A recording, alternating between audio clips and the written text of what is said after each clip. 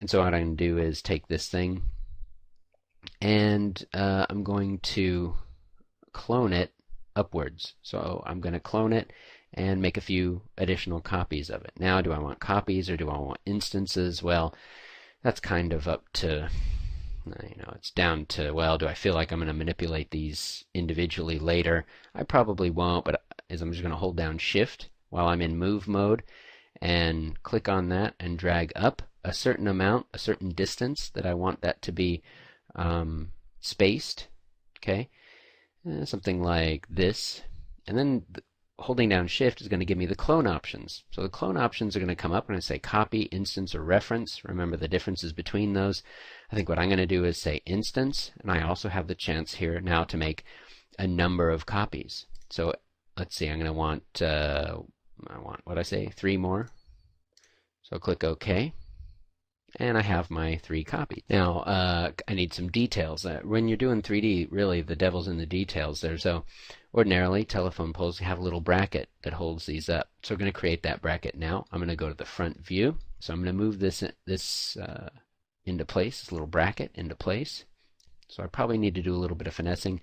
But what I can do is I can do a similar thing that I had done before, where I'm going to hold down Shift, drag upwards, and then create a new bracket. And so I'll create it as an instance. That's fine by me. And 1 copy is fine. If I could do the same trick that I had done before, 1, 2, 3, but they'll go up a little too high. I could move them back into place, of course. But what I'm going to do is I'm going to just make 1. 1 is fine. And then I'm going to just click, hold down Shift, drag again, click, and then make 2 this time. That way the spacings will be a little bit closer. Then I can hold down Control and pick all 3 of these and then scale them down. Now, there's some different ways to scale in 3D Studio as well. And so with scale, of course, you have scale uniform, you have scale non-proportional, and you have this other one, select and squash, which is kind of fun. We'll get to some of those in a sec. So you have these different ways of scaling here. But then you have this button is what center are you using, which you'll use an awful lot when you are doing scaling. It works for the other transform nodes as well, but you see it most of the time when you're scaling. So right here, that's using the selection center of all of them. So if I scale up, it scales them all up, and it moves their positions as well. So there's a couple of different options for this. If I click this one here, this is the one we're going to talk about right now, this one is going to use the object's pivot. So if I scale these objects now, it scales them each individually with respect to themselves and their own pivot. Now I'm going to take these brackets here, so holding down Control and clicking so that I can select those, and I want to flip them and mirror them over to the other side. Well, I could do like this, move, instance, OK, then rotate. Of course, right? Rotate these around. That's easy enough. It's not as though it's difficult. But I might as well use another tool that 3D Studio provides for you called Mirror. And now when I mirror, I can mirror along a certain axis, okay? X, Y, Z, X, Y, Y, Z, Z, X. In this case, X is giving me what I want because I'm mirroring in X here. So I can mirror along one or multiple axes. And then I can have a clone selection option again, which are just like our other clone selections that we've seen in various other places.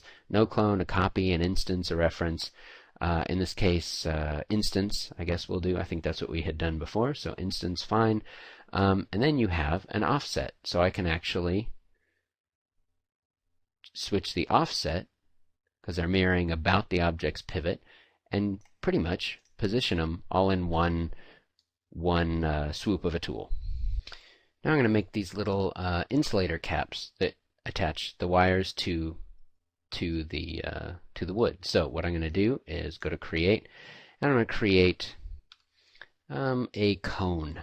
All right, so I'm going to create cone, drag up and drag down to set the height or the cap width. So I have a cone. All right, I can always, if I don't need quite as many height segments, not a bad idea for me to take that down.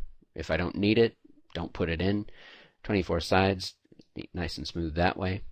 And what I'll do is I can change the top radius here and the bottom radius here. I'm probably gonna need to scale that whole thing down just a touch. And then I'll take the height down. Okay, good. Now what I'm going to do is I'm going to move this, but I'm also going to hold down Shift so that I can create, and again, an instance is fine. And I'll probably create 2 copies this time.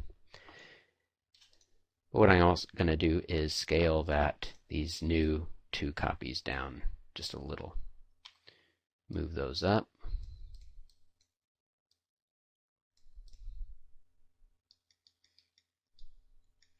And I have the beginnings of that. Need one more element for it, and that is the post that they sit on.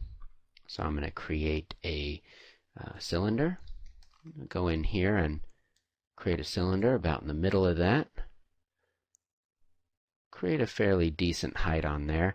And remember, what 3D Studio does is whenever I've created a cylinder before, the pole, 3D Studio is going to remember your the last cylinder that you created and assume that you're going to want to create a cylinder, an equivalent cylinder. In this case, it's definitely not going to be an equivalent cylinder. I don't need that much geometry for this, so I'm going to want to take down, I could even take down sides, but most importantly, I'm going to take down height segments. I don't even think I need more than 1 really for this.